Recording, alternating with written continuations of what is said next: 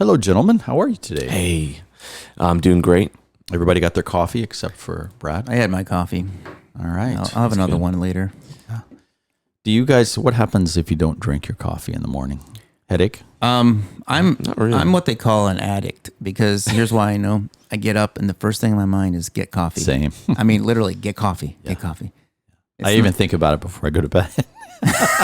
Oh, that's good. You're like, yeah. you dream I like, agree. oh, when I wake up. in the I morning, can't wait for coffee. coffee.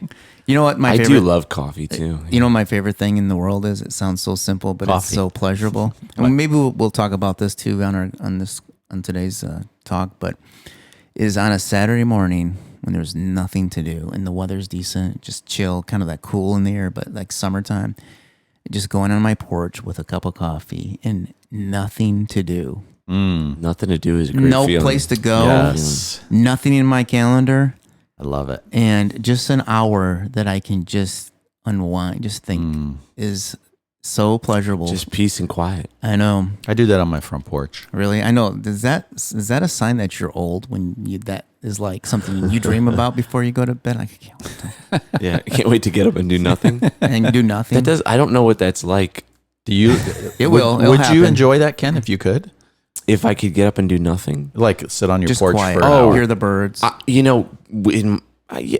think yes. In my life right now, I would. I think it's like because my life's crazy with little kids and that kind of stuff, and that never could happen right now.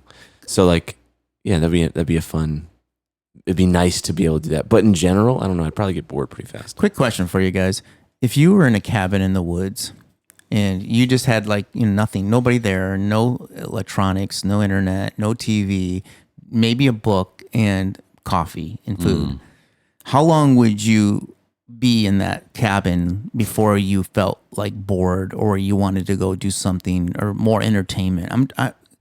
I'm curious because I'm trying to think if I did that all day long where I had that quietness, how long would it be until my body wants to go, I need something else to, Yeah. I need some social media or something like that. I I mean, don't know. It's a good experiment. You I should don't try know. it. I would probably enjoy it 2 or for 3 days.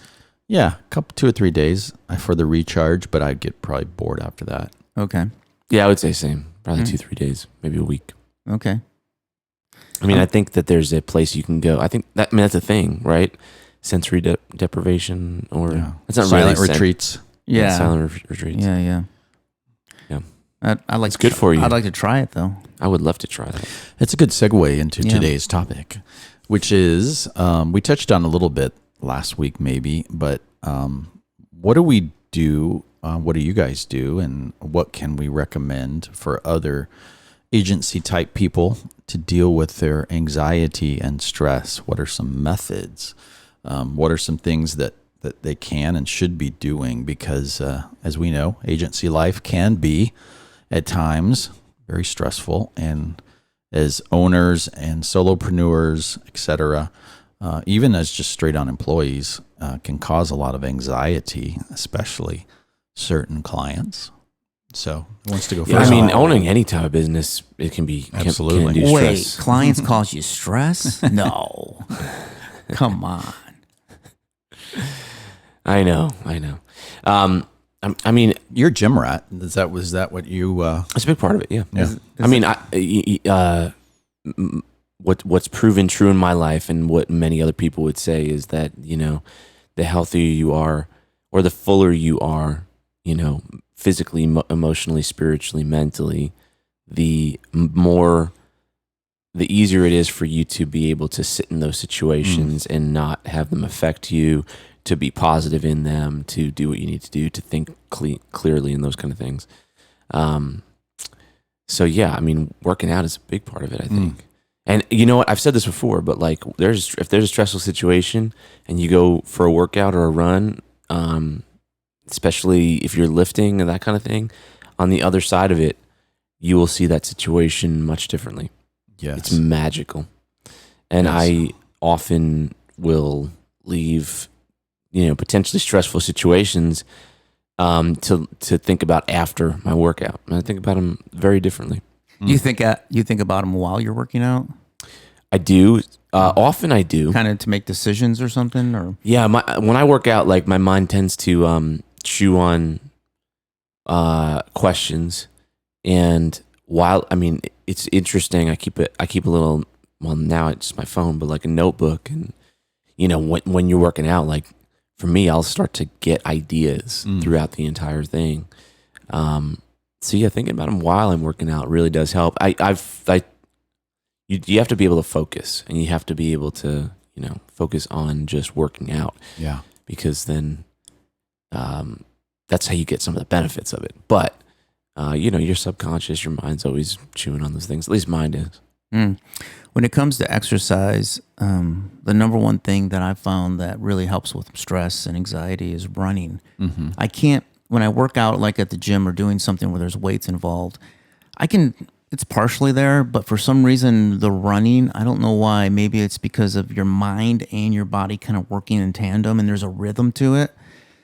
For some reason, my brain just goes on overdrive, but not in a bad way where there's anxiety, but in a good way to like solve issues or to release stress. So when I'm done, I feel positive, like I've solved some of the issues that were stressing me out, and I have a clear direction, and so it helps clear my mind.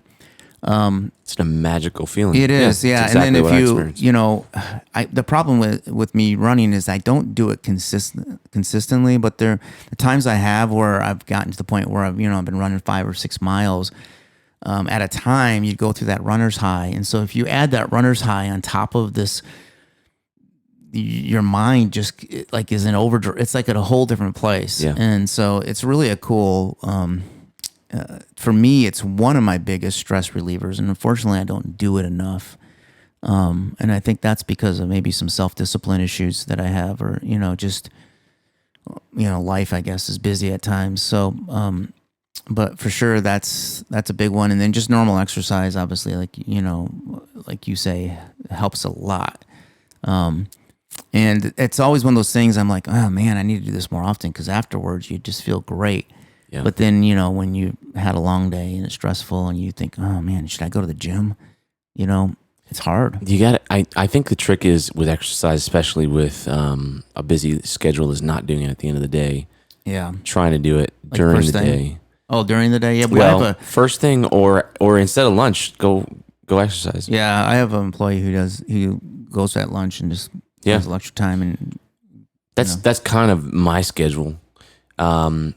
Because early mornings are great. Actually, when you can do it early mornings, I loved that. I just have to change it up. But like right now, my schedule is midday, and I just do it instead of like if there was a lunchtime, it's that. Where do you go again? Like, is it how close is the garage of hurt of Ott?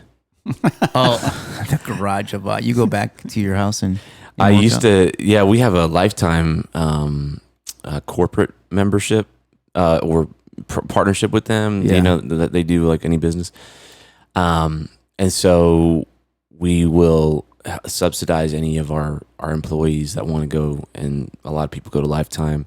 I was going to Lifetime for a long time, but then when the COVID thing happened, I took the opportunity to build out my garage gym, and now I use that. Yeah, That's awesome. It reminds me of the gym that I grew up in. There are people on the sides that are cursing at you. yeah, exactly. Come on up. All Hire hecklers. Do you have like Hecklers. bars with like cinder blocks on each side and that Right, whole thing? exactly. I do have a squat rack and a few of that kind of stuff. Yeah. Those kind of things. For me, I try to get up throughout the day and walk, take breaks, sometimes run, and I think just breaking up the cycle of sitting in front of a computer or whatever you do at the office, I think is really helpful. So I always encourage people that are around me, team members, like if you need to go outside a few times a day and walk around the building a couple of times, go for it because you're going to be better for it. Yeah. For me also, nature is huge. There's something about it, and there's lots of studies that have been done around just getting out and walking where there is trees or water or just getting outside, if that's the best you can do, but specifically try to surround yourself with something that's other than concrete and metal. It's reminds me of back in the day. Steve Jobs would go for walks a lot. In fact, there's a lot of if you ever read his memoirs and stuff, there's always people that meet with him, and they would just go for a walk. Let's go for a walk. So I think he walked a lot for that purpose. We always think that maybe he walked because his brain created these genius ideas, but most probably it was because it was just a reliever of helped relieve stress a little bit, and you know, he knew it felt healthy. So yeah, I think it's a really, really important to have that self-awareness to know that, you know, I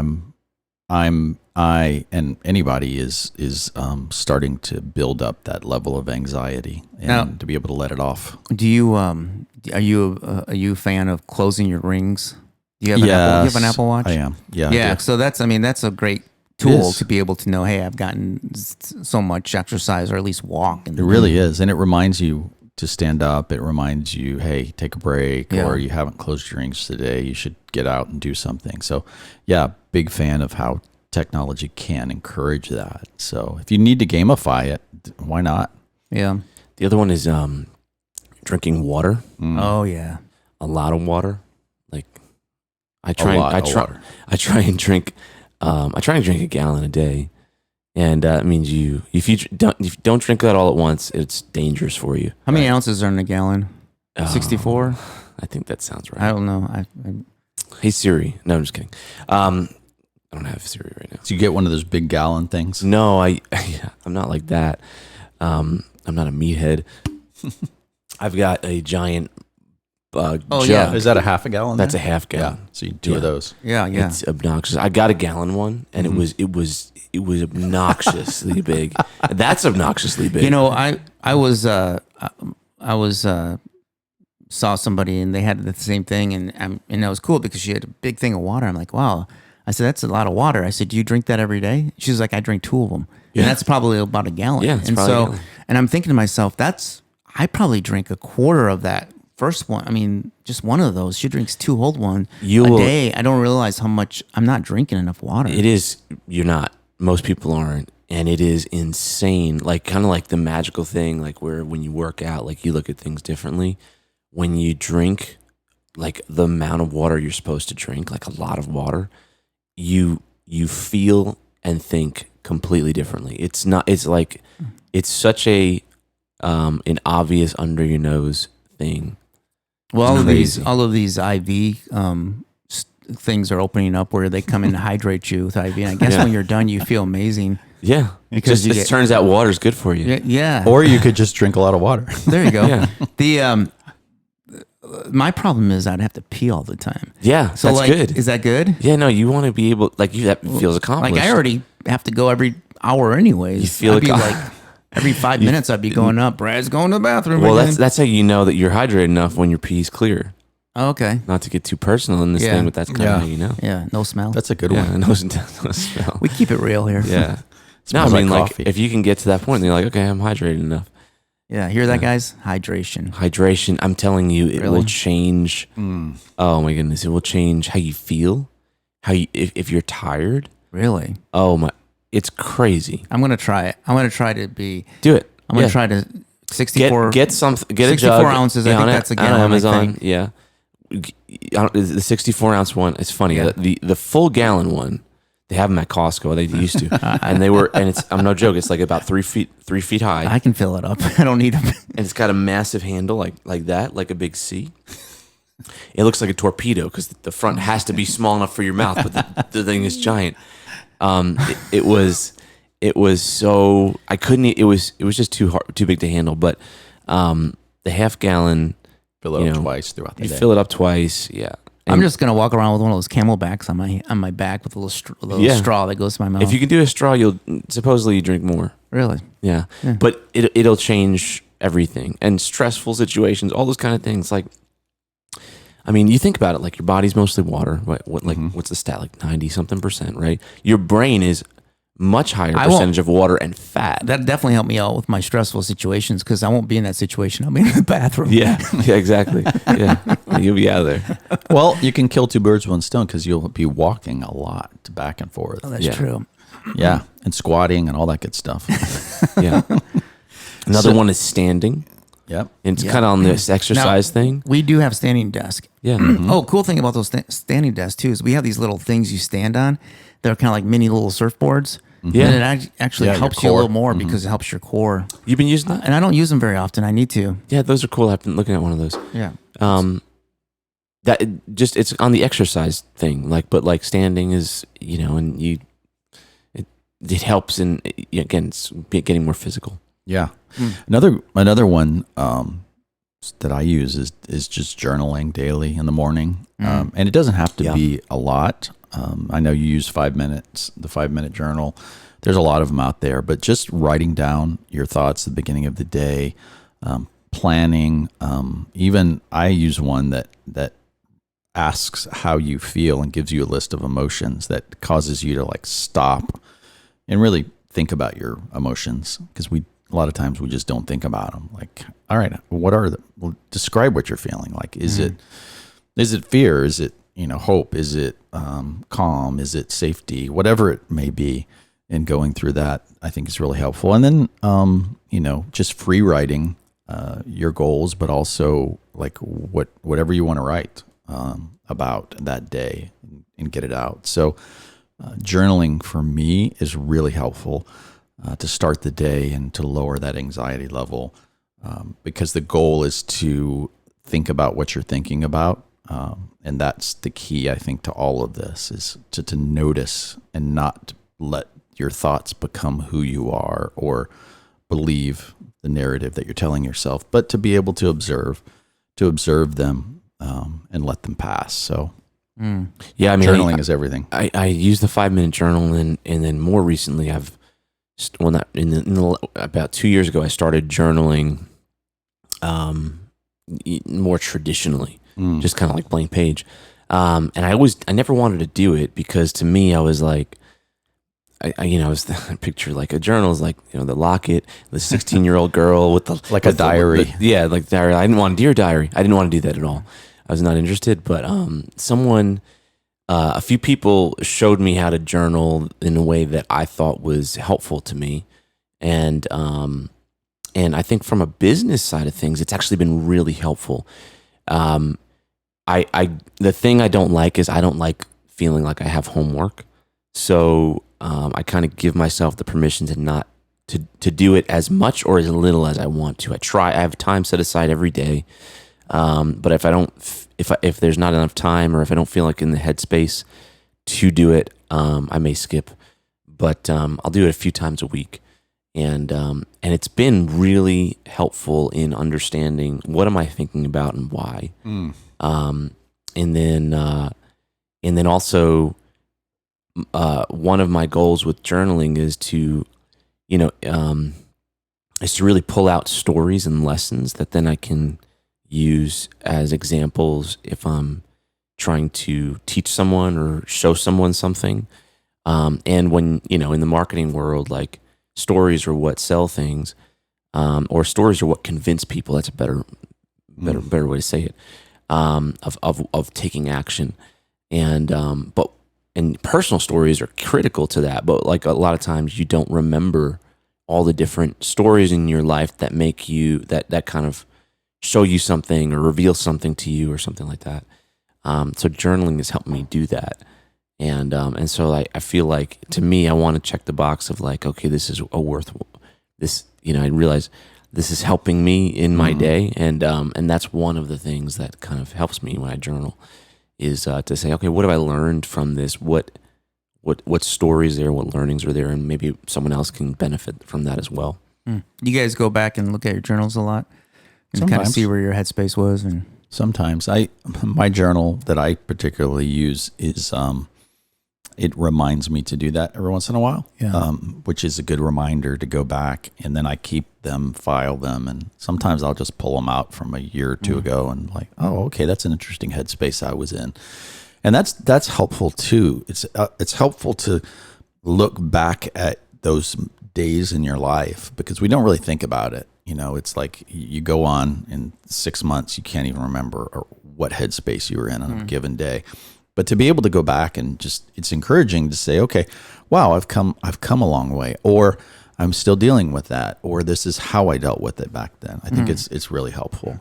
Where our church has been doing this journal that they give out along with like a daily video that they produce, different people record it, and just kind of talking about the scripture. And I've been doing that pretty much as much as I can, at least 3 or 4 times a week. And it's been really helpful. It's been the first thing that I do, but it not only do you read the scripture, you talk about how does that relate to my life, and then how do you feel and things that came out of it. And then you watch a video of somebody else's kind of interpretation of it and how they felt and all that stuff. And it helps you to really kind of focus on, what, I'm a Christian, and I believe that God, half of my struggles is based on fear, I think, in life, and my anxiety of not having enough. And it really helps me to understand that God has abundance for all of us. I'm not talking about stuff, abundance of stuff, but abundance of life.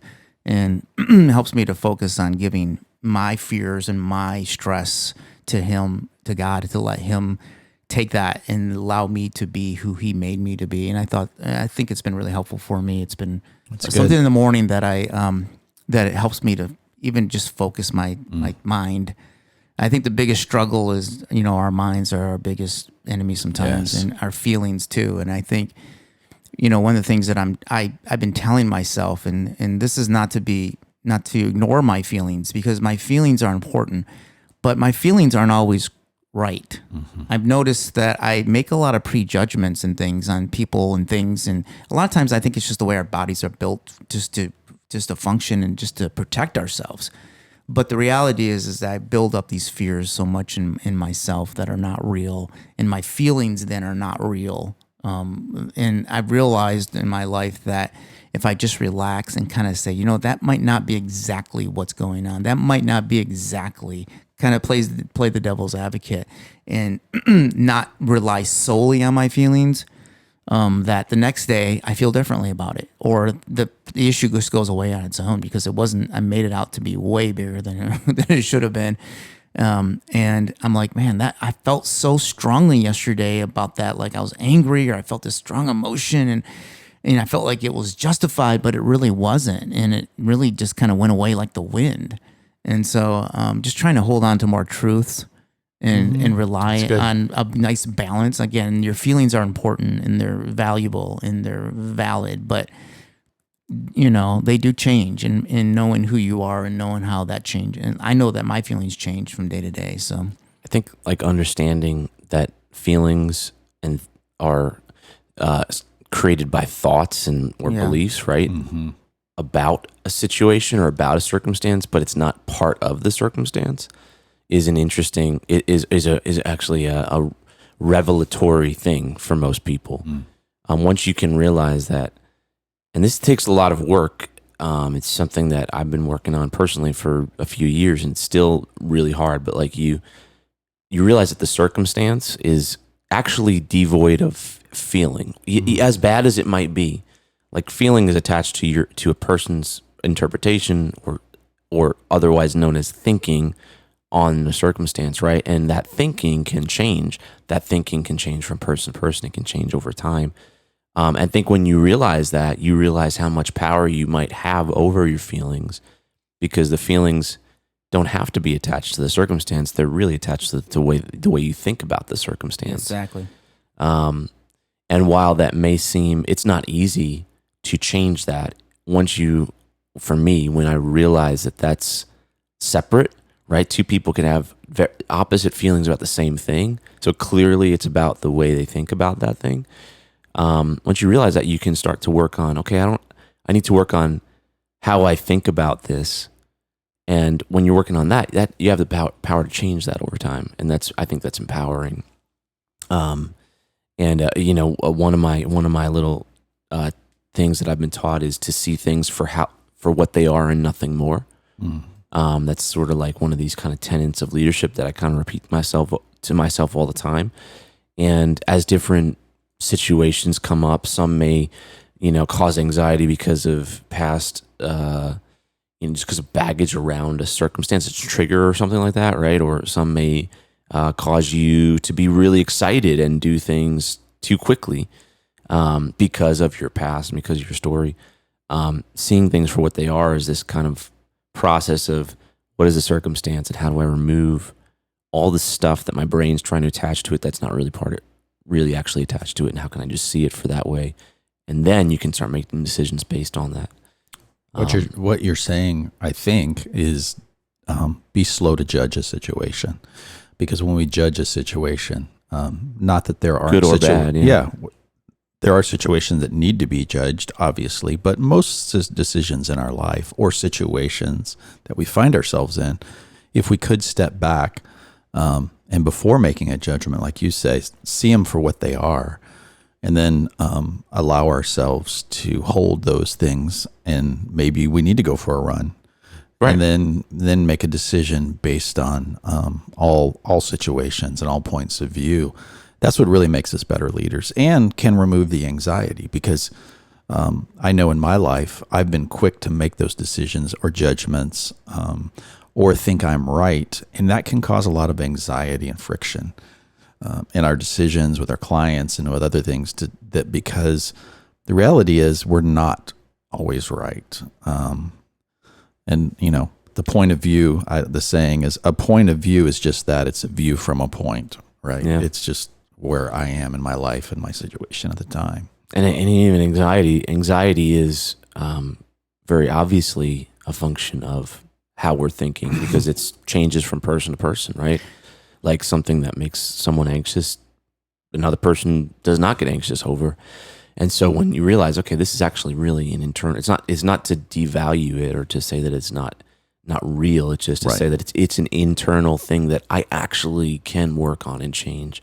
That gives you power. One of the things you said, Bob, is about being right. And I think I would challenge everyone, and I've done this myself and challenged myself to be wrong and to be okay with that. Or to say, I don't know. Or I don't know, and be okay with that. But not only that, what if you went around and even people that you disagreed with their ideas or thoughts, what if you went around and you just valued that person and you let them be right?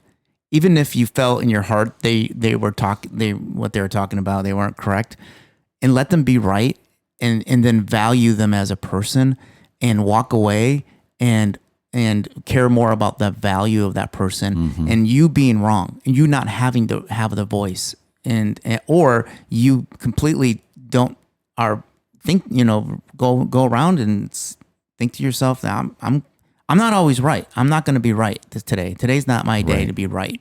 And you own that. You get used to, not that you don't need a voice, but you get used to putting down your pride. And I think sometimes we go around and we hold so much stress because we want to feel like we can't be wrong, or you can't fail, or you can't. It's all part of that.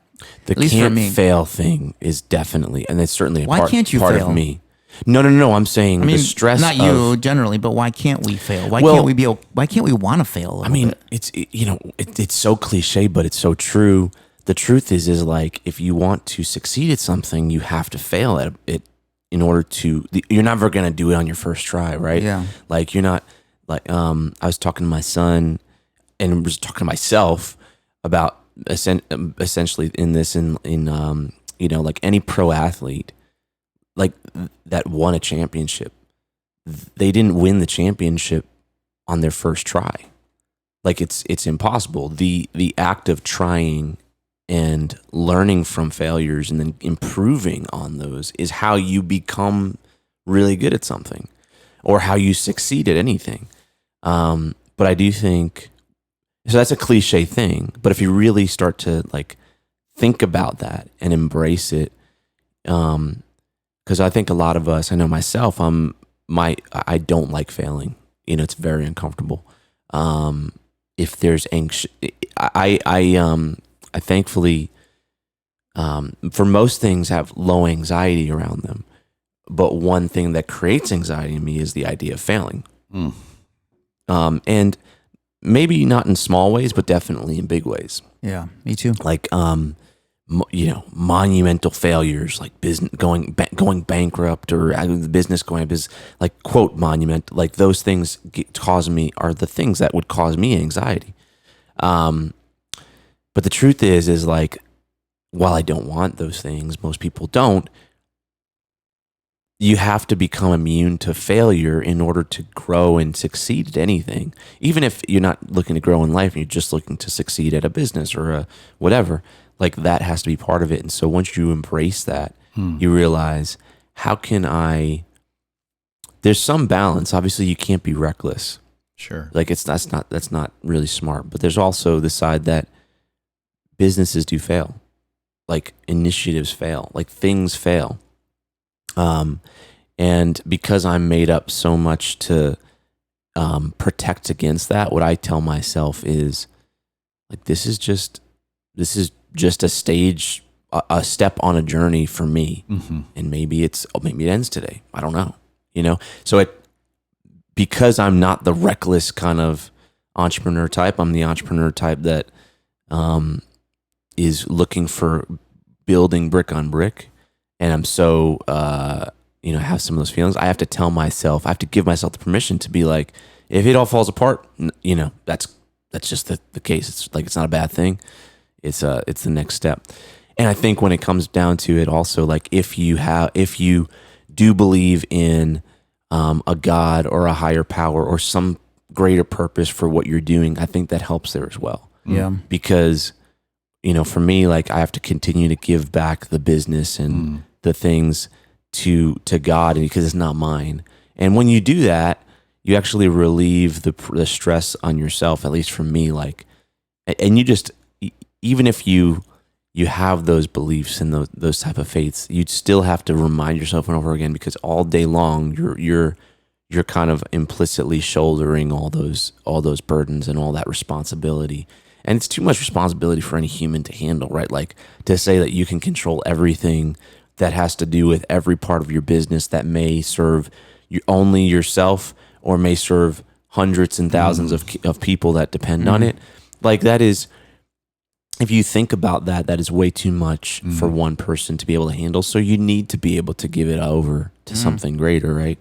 And so that's one kind of tactic that also helps me is that. I think what we've danced around this a little bit today is another obvious, very, very important tactic for stress and anxiety is prayer, meditation, deep breathing, whatever works for you. It's kind of all the same, getting back to, I'm going to sit with myself. I'm going to try to observe my thoughts, and I'm going to be okay with just seeing what's going on in the world. And I'm going to, like you said, give it over to the universe, God.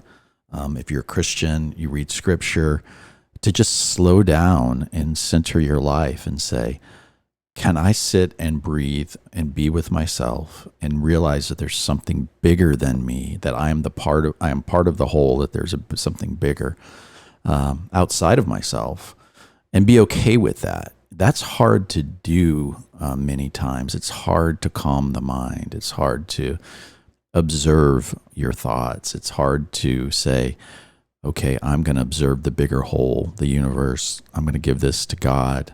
And those are moments that I think are really, really, really important for us to do. That's one of the things that if you look at all cultures and all times and all religions, they all have in common. And that's like, get back to breathing and praying and meditating. It just does something to us. And human beings have discovered that down through the centuries.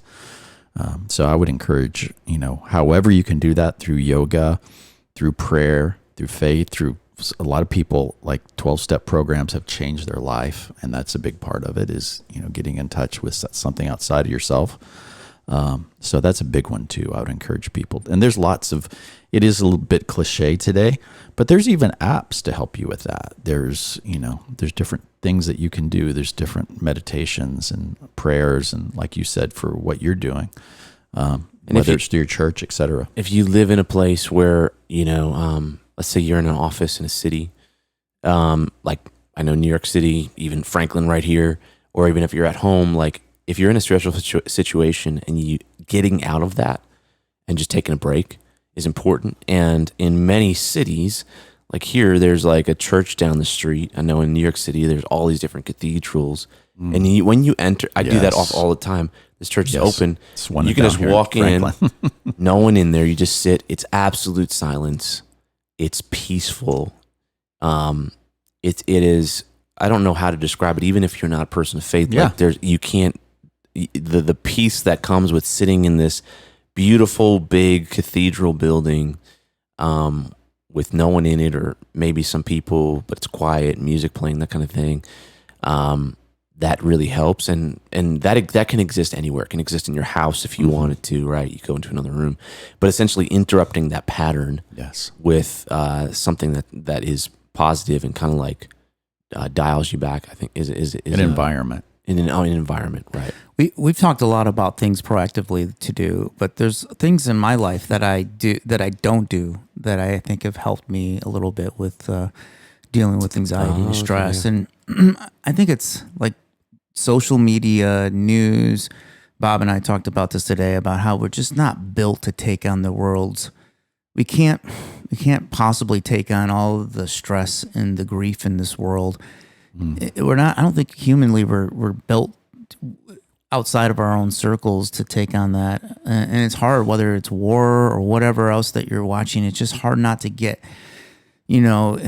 caught up in it. If it's the Johnny Depp trials or whatever, there's still like there's anxiety and there's stress. It's kind of like you're absorbing all of this, what I would consider kind of a negative sentiment and in the struggles in the world. And man, the more I stay away from that, the more I do something that is positive for my life or whatever. I've been doing some, this year my word was more fun.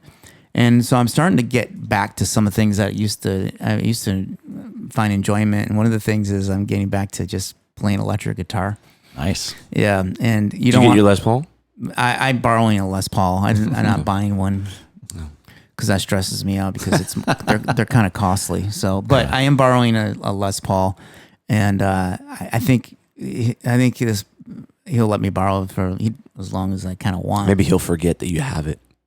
Yeah, maybe not. But anyways, it's been fun, and you don't.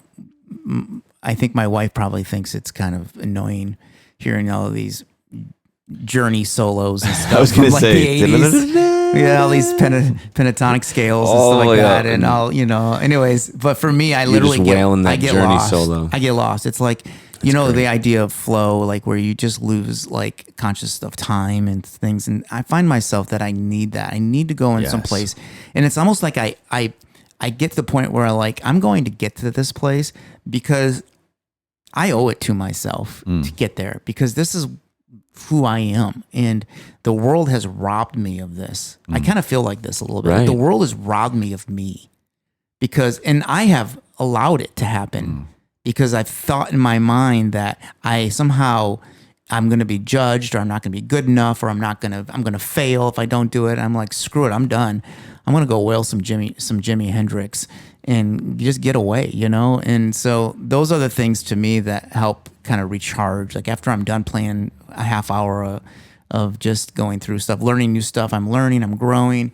I feel like, man, why did I like the last 20 years kind of drop this? This is so fun. Yeah, same. Okay. You could have been on the road instead of. I don't want to be on the road. Trust me. I do not want to be an artist. Don't. I live in Nashville. I do not tell people I play guitar, because people that play guitar in Nashville are at the next level. But I do find it enjoyable, and it's not. I don't have to do it. It doesn't. It's not stressful for me because I'm not gonna do anything with it. Like there's no. Yeah, right. Like just doing it for the sake of no expectations. No expectations on it. It's just it's a creative outlet. Yeah, it's just me and the. Creativity, I think, is another big one. I think that's what you're saying. Creative outlets are big.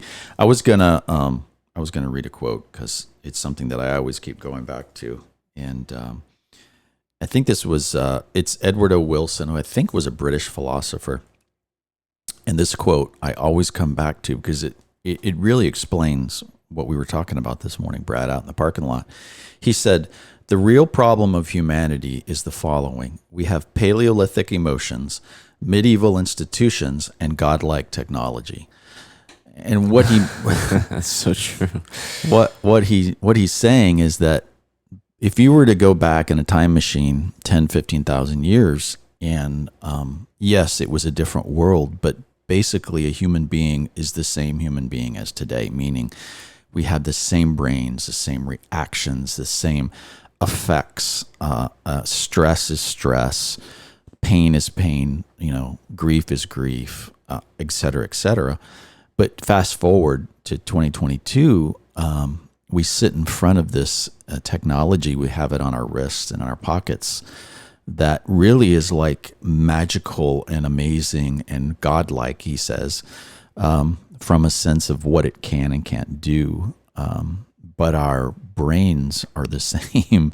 And so, back then, the way that you dealt with stress was you worked it out. You ran from the marauder that was coming to take your stuff. You had tribal rhythms that you engaged in, et cetera, et cetera. And we've lost that today. And what we've talking about around this table today is how do we reintroduce really healthy ways? Because as humans, we haven't really changed, and we're not going to change that quickly or fast.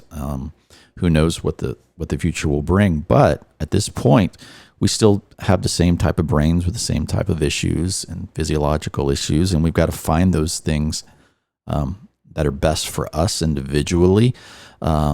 Because again, most of our lives are set in front of a computer or on a phone or in an office space, and so. That's very profound. Yeah. I mean, it's almost like we're not made to handle everything that the godlike technologies afford us. Right. Which is the case. And to your point, you were saying some of the things that you don't do. I think for me, I generally stay off all news, all social media, all that kind of stuff.